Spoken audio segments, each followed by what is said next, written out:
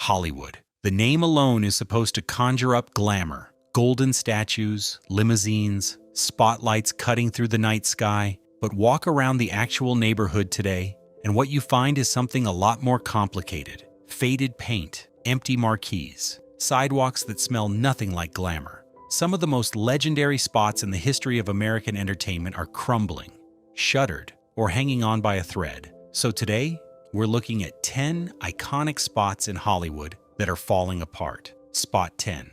The Hollywood Sign, a monument built to be temporary. There is almost no image more associated with the idea of Hollywood than those white letters perched on the hillside above Los Angeles. But here's the thing. That sign was never supposed to last. The original structure went up in 1923 as a promotional advertisement for a real estate development called Hollywoodland. It was made of wood and sheet metal, and it was built with the assumption that it would come down within a year or two once the houses sold. It didn't come down. It just slowly fell apart instead. By the mid-1970s, the sign had become an embarrassment.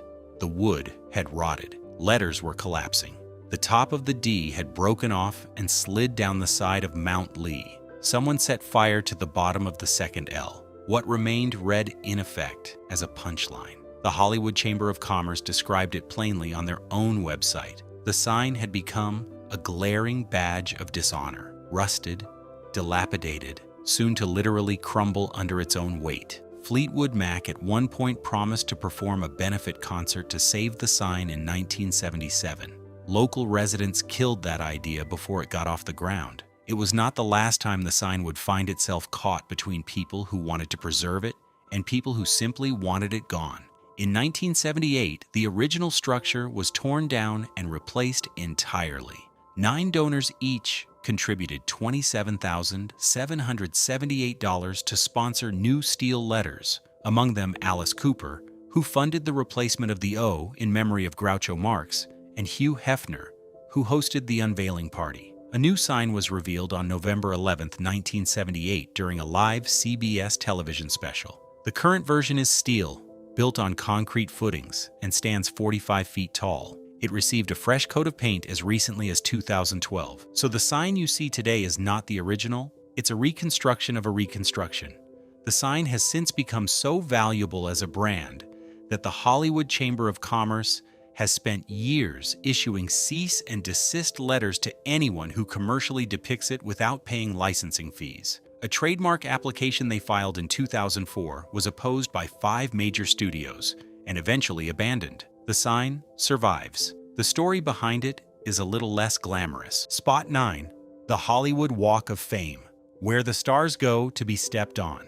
More than 10 million people visit the Hollywood Walk of Fame every year. That's a lot of foot traffic for a sidewalk, and the sidewalk looks like it. The Walk of Fame stretches along 15 blocks of Hollywood Boulevard and 3 blocks of Vine Street, and it contains more than 2,700 terrazzo and brass stars. The first ones were installed starting in 1960. That means some of those stars are over 60 years old, embedded in concrete that endures daily punishment from tourists, street vendors, weather, construction crews, and the occasional person with a sledgehammer and a political grievance. The Hollywood Reporter once investigated the condition of the stars and found that roughly 1 in 5, about 20%, were in a state of disrepair. Cracked terrazzo, missing brass inlays, faded names. The stars that get attention, the ones belonging to celebrities who still have active fan bases or whose vandalism makes the news, tend to get repaired quickly. The rest sit there quietly, deteriorating. A star costs $75,000 to purchase, a fee paid not by the Chamber of Commerce but by the honoree or their sponsoring organization. And yet the ongoing maintenance budget has never quite kept pace with the wear. The Chamber of Commerce, which oversees the walk, has a firm policy. Once a star is placed, it stays forever. They've described it as part of the historic fabric of the landmark, which means that even stars belonging to people who have since been convicted of serious crimes remain embedded in the pavement, surrounded by tourists who may or may not recognize the name underneath their feet. Calls to remove certain stars have arrived periodically over the years, and the Chamber has declined every one of them on the same grounds. That removal would set a precedent that could unravel the whole enterprise. The street itself doesn't help the atmosphere. Hollywood Boulevard along the walk has for years been associated with aggressive costumed performers, unlicensed vendors, and the kind of street-level chaos that tends to disappoint first-time visitors expecting something else entirely. One tourist interviewed by a Los Angeles television station put it simply, "It's not clean, and everything like it appears in movies." The Hollywood Chamber of Commerce has acknowledged as much. Their president has stated publicly that the goal is for the walk to be presentable in time for the 2028 Olympics, which suggests that whatever state it's in right now does not quite meet the standard they're aiming for. Spot 8. Grauman's Egyptian Theater. Hollywood's first movie palace almost didn't survive. The Egyptian Theater on Hollywood Boulevard opened in October 1922, and it holds a distinction that most people don't know about. It was the site of the world's first Hollywood movie premiere. Douglas Fairbanks' Robin Hood opened there, and the tradition of red carpets, Klieg lights, and cameras pointed at famous faces was essentially invented on that sidewalk. Sid Grauman built the Egyptian because he wanted a movie palace that felt like an event before the film even started. Actors dressed as Egyptian guards would parade across the rooftop as audiences arrived. The courtyard was dressed with themed decorations specific to whatever was premiering. Hieroglyphics lined the walls, sunshades modeled on ancient canopies stretched above the entrance. It was theater in every sense, and it was also a calculated bet that audiences would pay more attention and more money if you gave them something to feel before the lights went down. Then Grauman opened the Chinese theater 5 years later, and the Egyptians slowly started losing ground. The newer theater was grander, stranger, more photogenic, and it had the handprints. The Egyptian, despite having invented the Hollywood premiere, began to feel like a prologue to a story being told somewhere else. By the 1990s, it was in rough shape. The theater closed in 1992 and sat vacant. The Los Angeles Community Redevelopment Agency eventually bought it for $1.7 million, then sold it to the nonprofit American Cinematheque for $1 in 1996, with the condition that they restore it and reopen it as a functioning theater. They did in 1998, but water intrusion problems that had existed since the 1920s continued to plague the building even after that renovation. The structural issues didn't go away. The American Cinematheque operated the theater for more than 2 decades on a budget that was never quite equal to what the building demanded of it, screening repertory films and hosting retrospectives for audiences who understood they were watching movies in a place with genuine history underneath them. In 2020, Netflix acquired the theater and put roughly $70 million into what has since been called a textbook restoration.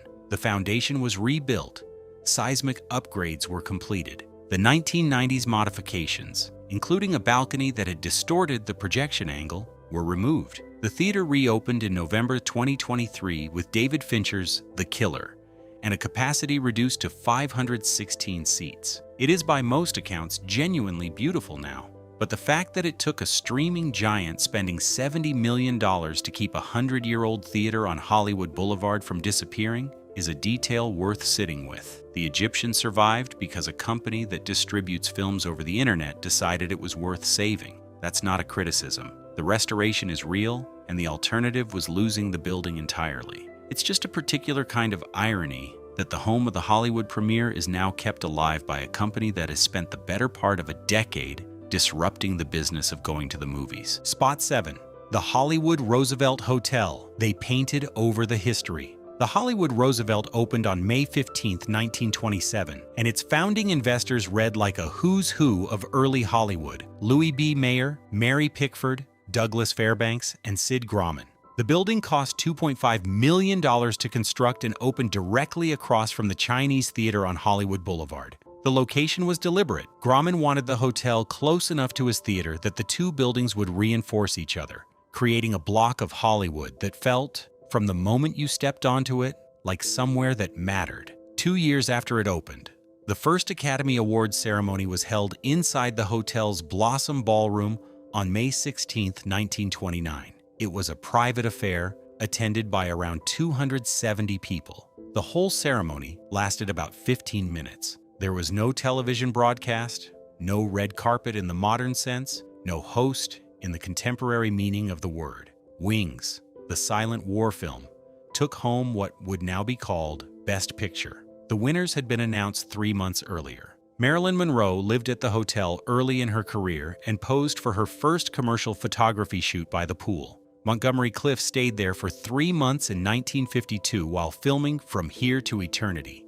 and by multiple accounts practiced his bugle on the balcony late at night to the considerable irritation of other guests. Clark Gable and Carole Lombard regularly used a penthouse suite on the 12th floor. Then the 1950s arrived, and with them came a series of owners who decided the hotel needed modernizing. They demolished archways, they covered elaborately painted ceilings, and they painted the entire exterior seafoam green. Not metaphorically, literally seafoam green, over the Spanish colonial revival architecture that the original designers had spent considerable effort crafting.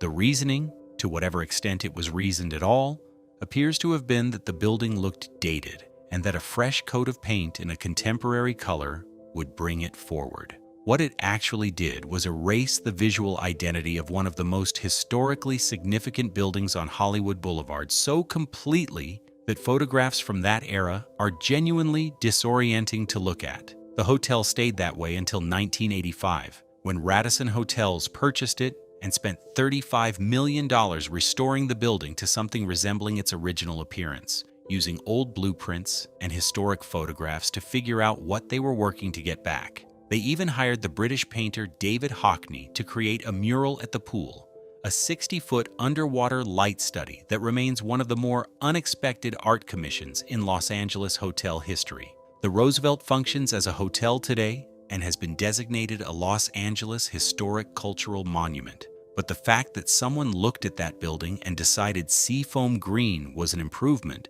is a reminder that not all threats to historic places come from neglect. Sometimes they come from people who think they're helping. Spot 6.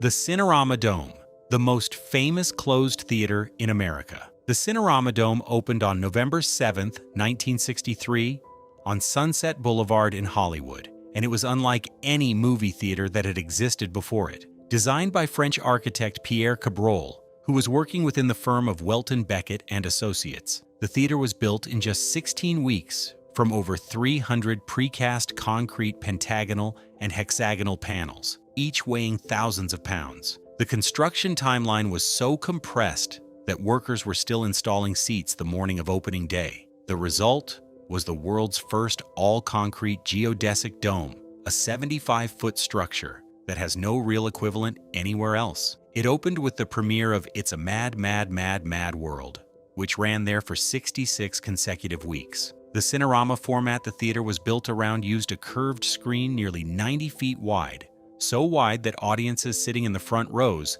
had to move their heads to follow the action. For decades, the Dome was one of the places in Hollywood where the film industry actually showed up to watch movies. Quentin Tarantino was a regular. Academy voters often attended screenings there during Oscar season. There was a particular quality to watching a film inside a geodesic dome. The curve of the ceiling, the scale of the image, the sense that the building itself was participating in the experience that no multiplex has ever replicated. The decline started well before the pandemic. Ticket grosses at the Dome had reportedly slipped nearly 15% between 2017 and 2019. The Cinerama format itself had been retired decades earlier, replaced first by 70 millimeters and then by digital projection, which meant the theater's original reason for existing had quietly become irrelevant even as the building remained. Then COVID-19 arrived, and the Dome's parent company, ArcLight Cinemas,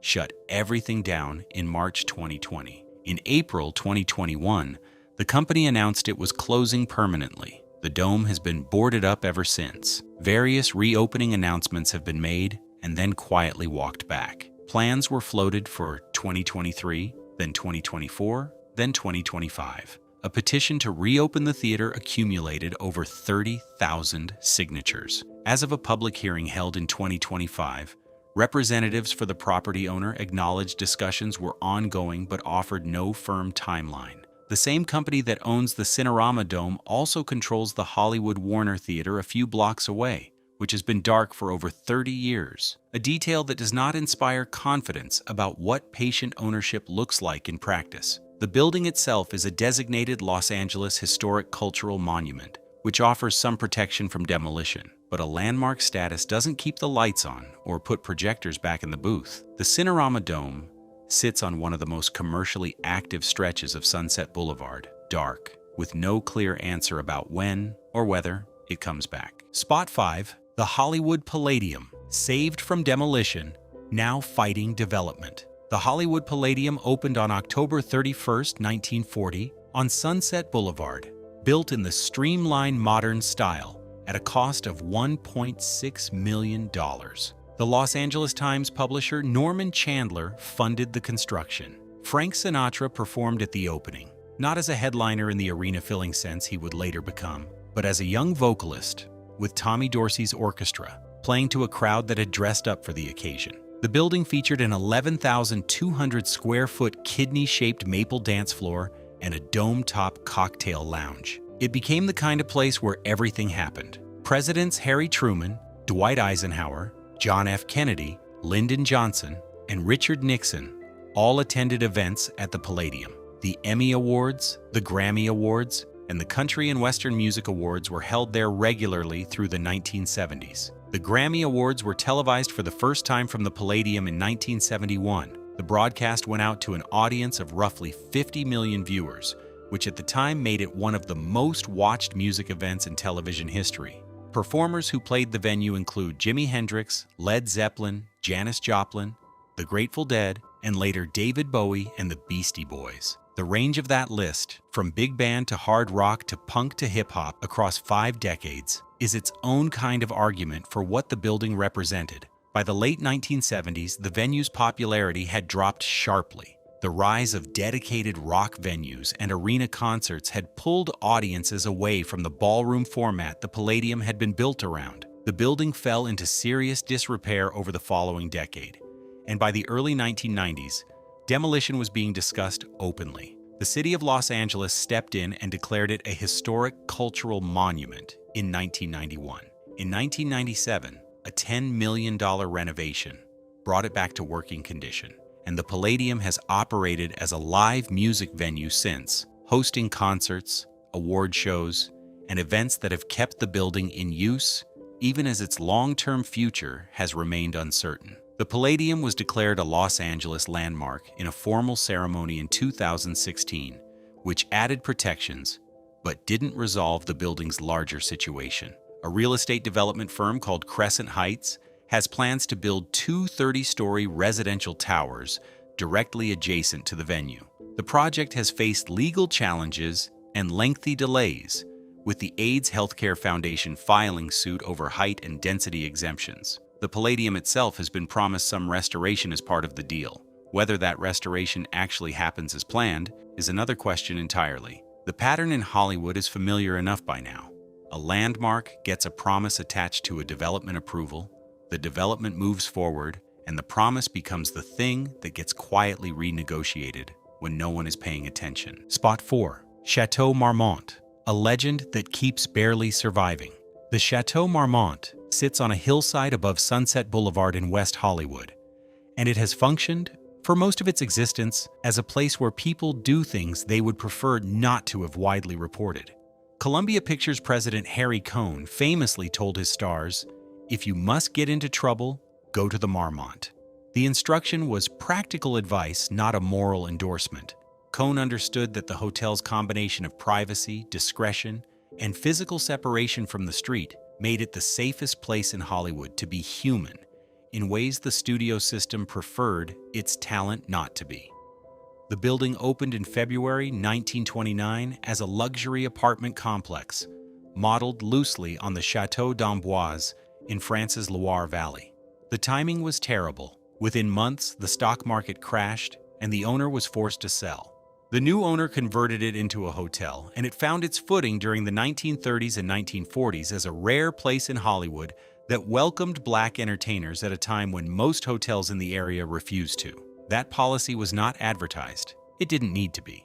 Word traveled through the communities that needed to know it, and the hotel became quietly one of the more integrated establishments in a city that was not. Duke Ellington was an early and regular guest.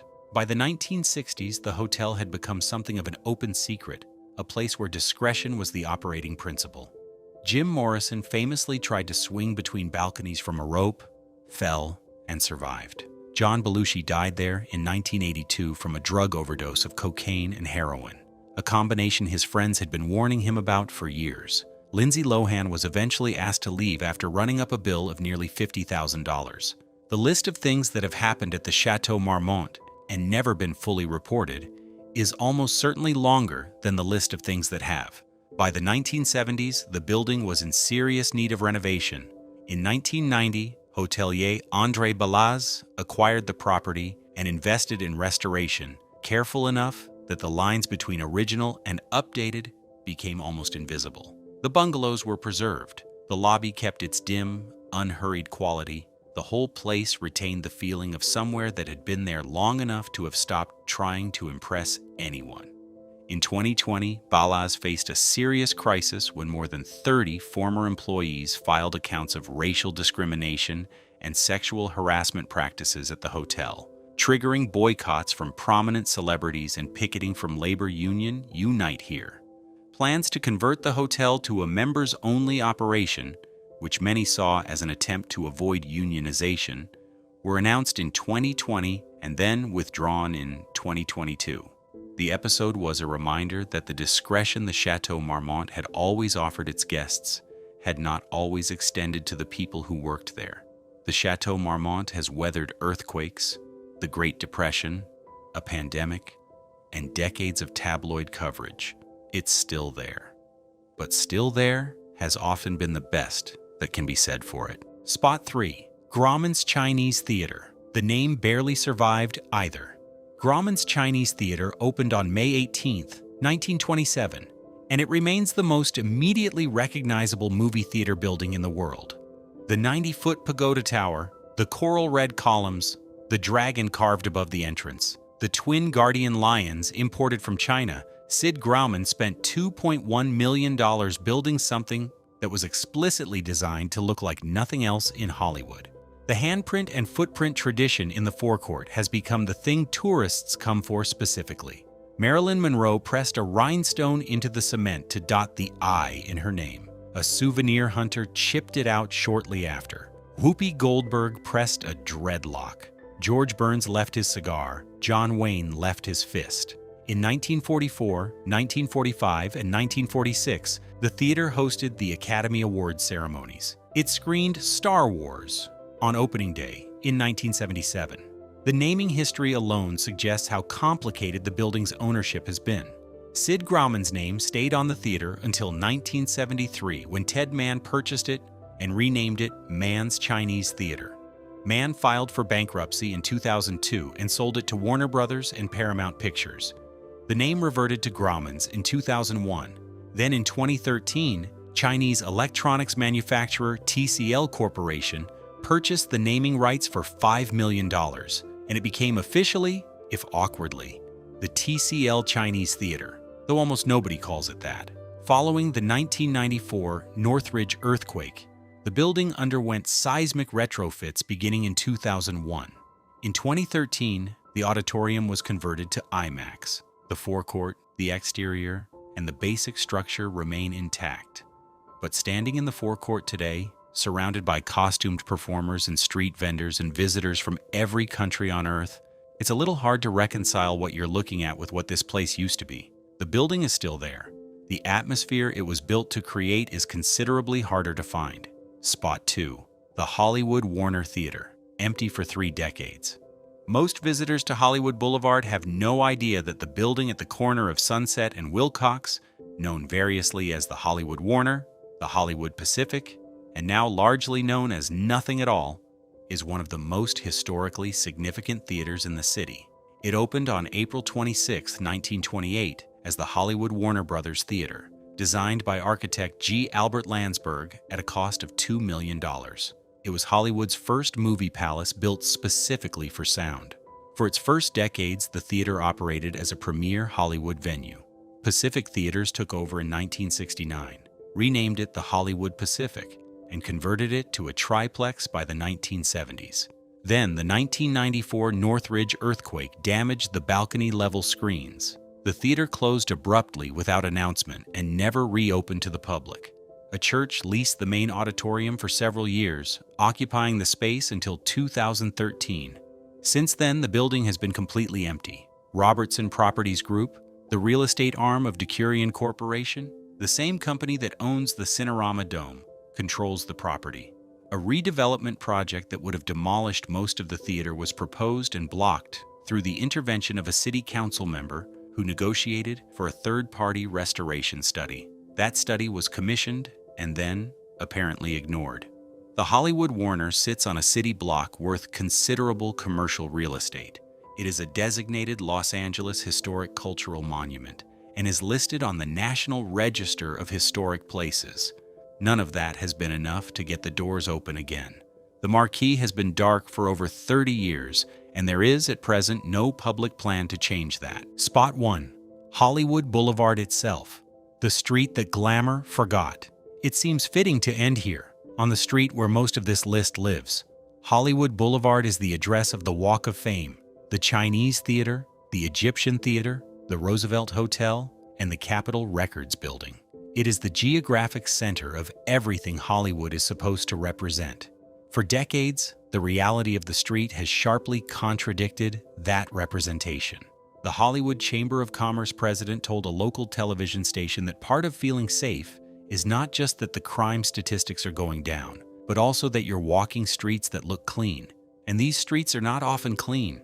Homeless encampments became a defining feature of the boulevard for years. Large-scale clearances were conducted periodically, often timed conspicuously close to public events. After a massive encampment near Hollywood Boulevard and Gower Avenue was dismantled days before a city-hosted bicycle event in August 2024, LAPD officers told reporters that the councilman's office had specifically requested the cleanup. The councilman, for his part, said, "We don't know what happened to that encampment." The Hollywood Chamber of Commerce has set the 2028 Los Angeles Olympics as a target deadline for a major makeover of the boulevard. Netflix has established a presence in the district. Several new high-rise apartment buildings have been constructed. Whether any of that adds up to a lasting transformation or just temporary polish applied before a global audience arrives and leaves remains to be seen. Hollywood Boulevard has always been in the business of presenting one thing while being another.